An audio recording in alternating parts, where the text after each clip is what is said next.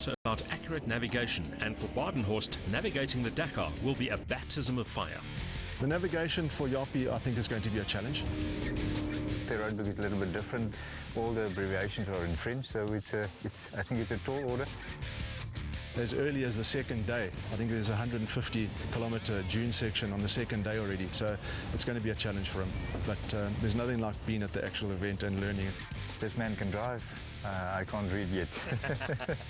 Even so, the combination of the South African duo's racecraft and resourcefulness together with a rapid V8-powered Ford Ranger could just prove to be a very successful formula.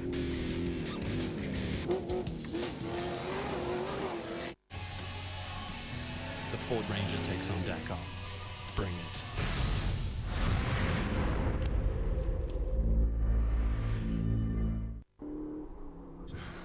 I'm so hot and sweaty right now. I think my mascara's gonna run. Okay, who's next?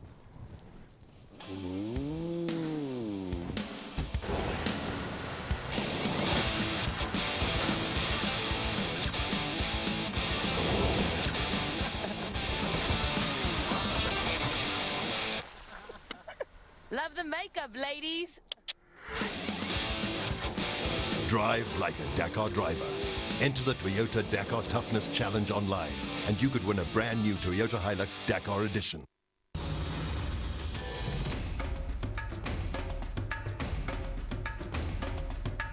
Hello, I'm Sebastian Loeb. Welcome to the Dakar Race Day in Salta.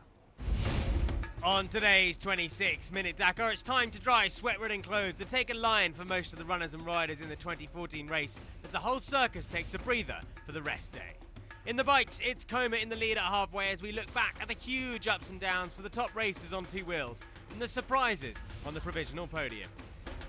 Nani Roma has a lead in the cars that he's worked hard to forge, but he knows it ain't over by a long shot, and so does Carlos Sainz. You saw him a second ago. Sebastian Loeb is our guest in the bivouac, and he shares his thoughts and dreams on racing the toughest rally raid on the planet. And in Dakar Passion, we've got two quizzes for our Dakar legends as we test their knowledge of the races that they've run.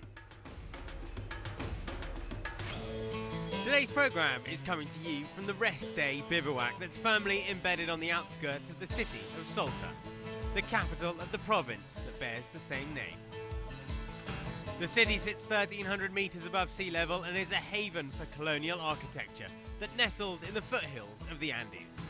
It's a place of brief sanctuary for tired bodies and minds to refresh and recover before the race begins in earnest tomorrow.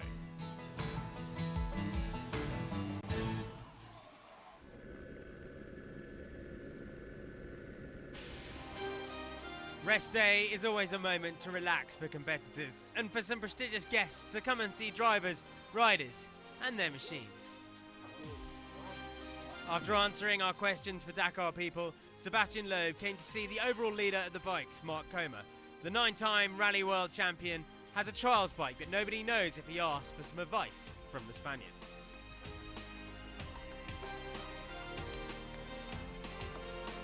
Then the Frenchman met his former teammate Carlos Sainz. Together, Sainz and Loeb offered 3 manufacturers' world titles to Citroën and grabbed 22 victories out of 46 rallies contested.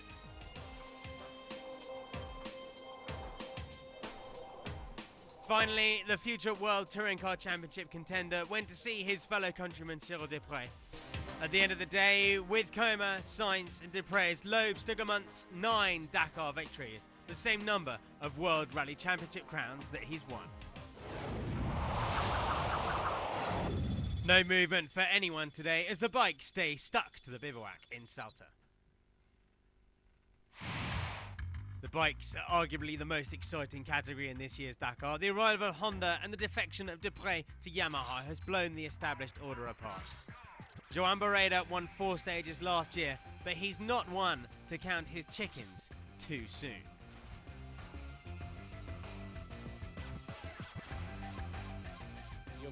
I think that my rival, in this case Mark, is on fire. And this week I just want to find a good rhythm to push the race and just not make mistakes.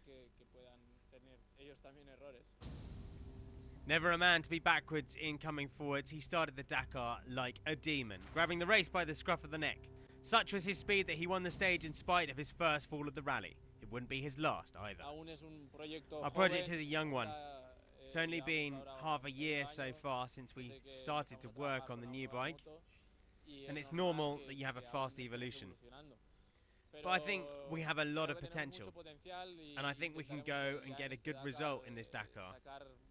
And it's sure that after this race, we're going to continue to work to improve the bike and become a more cohesive and more competitive team.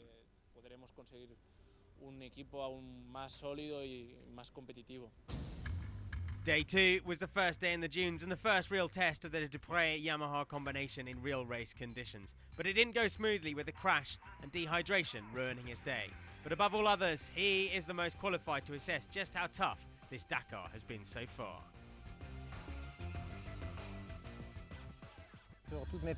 From all the Dakars I've done, it's one of the most difficult first weeks. Heat, tracks degrading because of rain, waking up at 3 o'clock in the morning. It was a real physical week.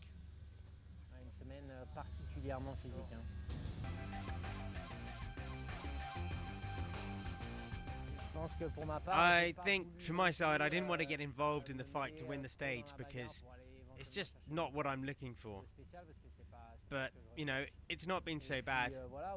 I've had a few technical issues, but the only little thing is I'm not leading the race. But it's good for my motivation, and I need it to ride. Day 3 was both a triumph and a nightmare for the riders of the Dakar. The mountain peaks soaring above for the Honda riders. But come day 4, it all went up in smoke for Gonçalves. He had to sit and watch his Honda burn, and his Dakar was over. Barreda was on his own on the Honda. Coma has always been the man to play a long game, running with the leaders but never popping his head up as the man to beat. That was until we began to run in towards the rest day. He and Lopez made the most of day 4 to Chilecito to close in on Barreda.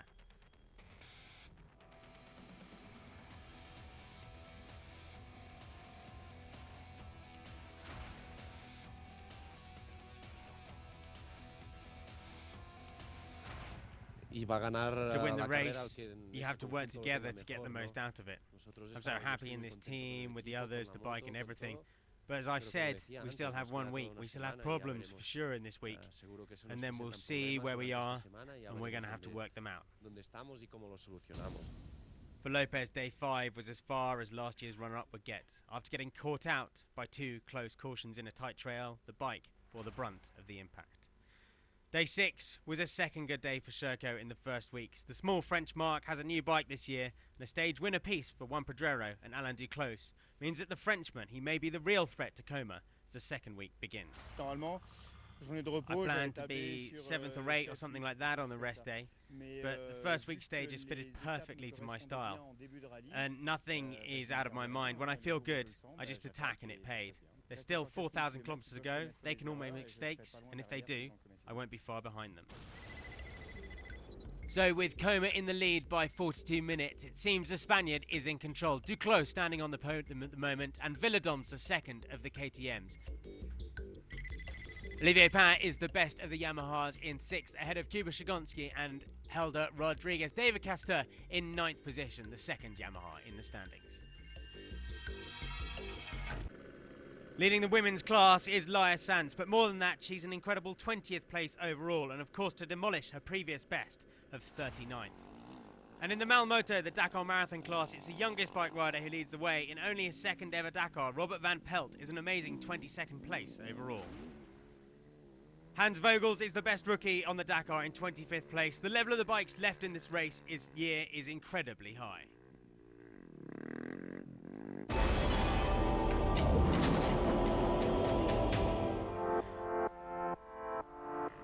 The quad category offered up its best ever opening week of racing on a Dakar, with 5 lead changes in just 6 days of racing.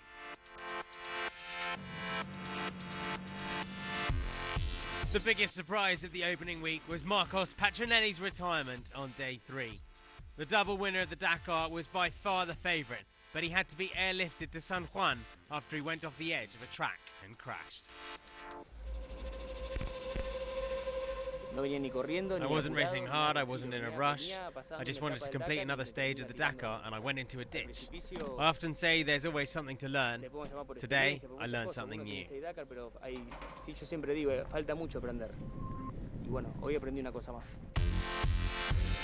Third overall after Patronelli's retirement, Sebastian Husseini lost any hopes of victory because of mechanical failures. Drive shaft is broken on my bike. I only have one-wheel drive and I cannot come up this hill with one-wheel drive. And that left him 3 hours from the lead. Rafał Sonik was leading the rally heading into Chilecito, but the Polish rider had two difficult stages, costing him nearly 40 minutes. He dropped to third overall. On the last stage before the rest day, Rafał went on supersonic mode to clock the best time and climbed to second in the classification. Ignacio Casali won the first and third stages that had put him in the early lead, but the Chilean immediately lost that advantage on day 4 and reached San Miguel de Tucumán only in third overall, 24 minutes from the leader. More cautious during the first 3 days of racing, Sergio Lafuente increased his rhythm approaching Tucumán. The Uruguayan won day 5 to take the lead and enjoys a rest day with more than a 22-minute gap from his rivals, Rafał Sonik and above all, Ignacio Casale. The idea is to follow their rhythm. When we'll be in Chile, I'll need to go quicker because we'll be in Casale country. He's training there.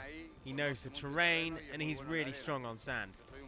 I'm a bit better on tracks. That's why I tried to put some gaps to be more comfortable once we're in the sand.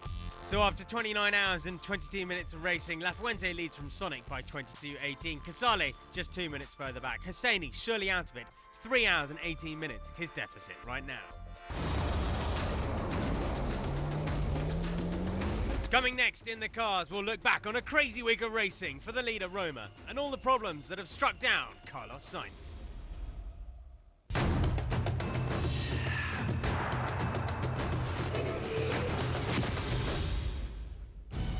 A racing legend has come to the Dakar. 9-time WRC champion and recent winner of the Pikes Peak hill climb, where he set a new record, Sebastian Loeb arrived at the Dakar bivouac of Salta. The prestigious guest wanted to have a taste of what the Dakar Rally really is. I'm not doing the Monte Carlo Rally this year, so for once I have time to do other things. I had some free time and I've always loved the Dakar. When you watch TV, you see it's magnificent. It made me want to see what it really is like.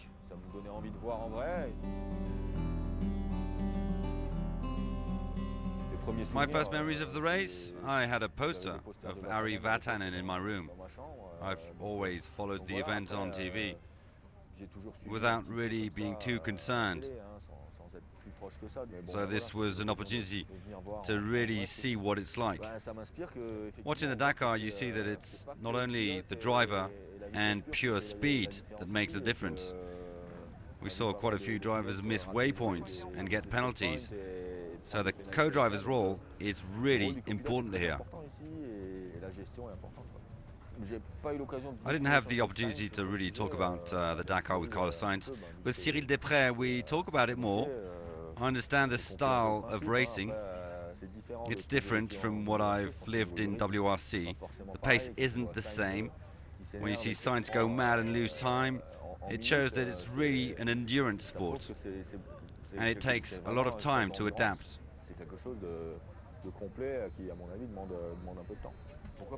Why not do the Dakar?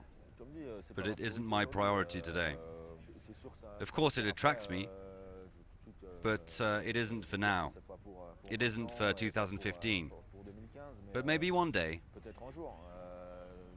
I made a choice to compete with Citroën in WTCC this season, and that's my priority. I like doing things well. I see during testing that it takes a lot of time and work. I have a lot to learn because it's new to me.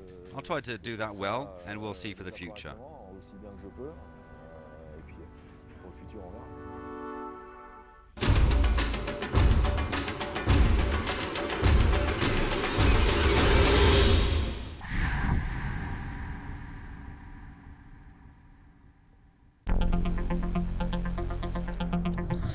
Lavigne. No. I'm being stupid. Thierry Sabine. Can you repeat again? Thierry Sabine. Sabine, thank you.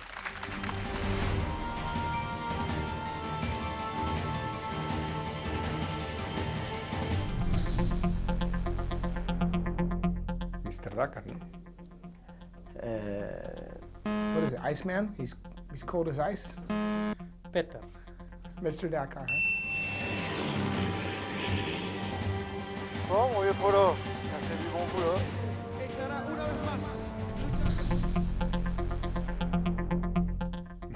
I don't know, but many. 2.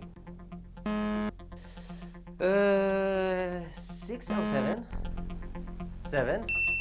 Wow. Wow. Like 9? No? 7.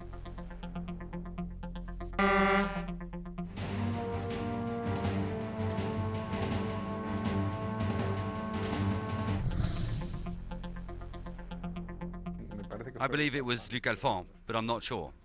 Nasser Al-Attiyah. No? Nasser Al-Attiyah? Because it was not Dakar.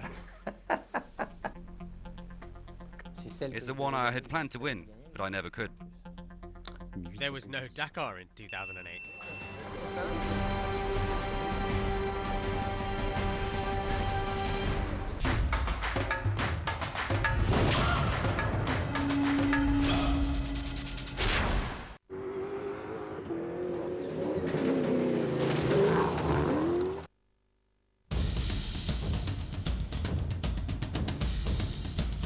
It's absolutely electrifying, and I invite everybody out there to come and experience it. If you like the Dakar, you will love us.